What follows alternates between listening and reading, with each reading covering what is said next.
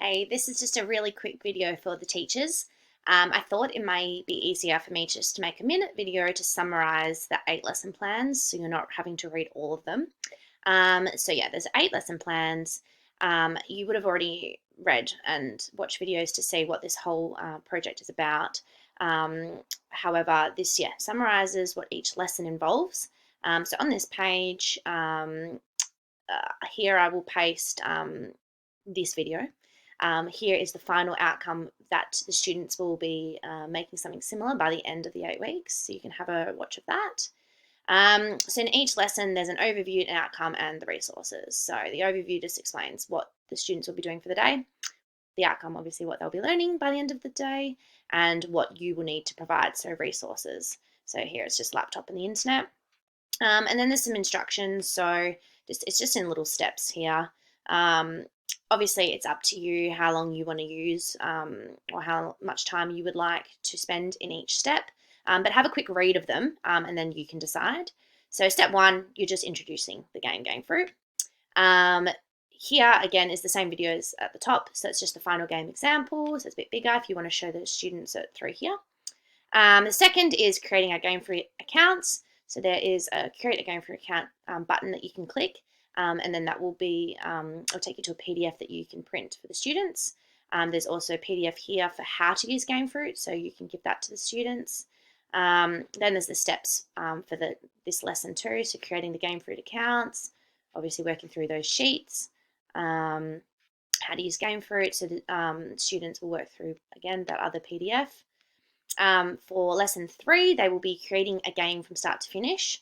I have created at the bottom here a video which will walk them straight through. So it's a 10-minute video and that will show the students exactly how to make this game. But for yourself, this just breaks down that lesson for you. Lesson 4 is a challenge that I've created for the students. Again, at the bottom of lesson 4, there's an example of how I created that and what the final project looked like or game looked like.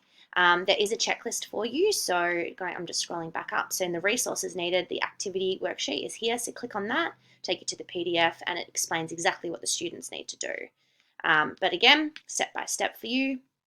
Lesson 5, similar to lesson 4, this time it's just a different activity. It's called Fantasy World. So there's a second mini challenge checklist PDF that you print out. Give that to the students. They work through it. By this stage, they should be very comfortable with the game, know how to use it, and then they can complete that. I've created a tutorial or a little bit of an explanation for the students again here, or you can click on the link here, explaining this challenge, so you don't really need to go through a lot with them. It's all here for you. The final game planning, so this was that video at the very top. So now the students will be required to make their own game up.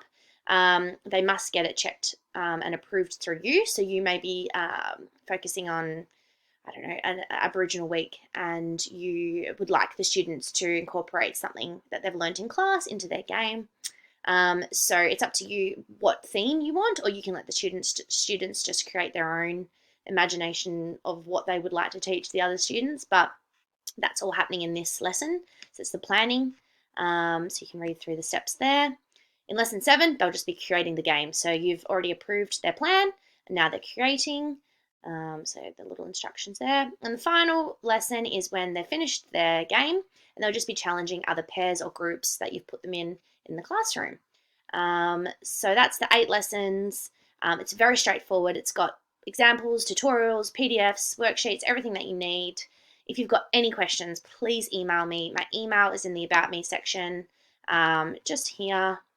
And I would love to know if you're using this in your class. That would be awesome. I know I've never done coding before, and I genuinely loved this. It's very easy once you know what to do. But yeah, that's the little overview of all the lessons. Good luck.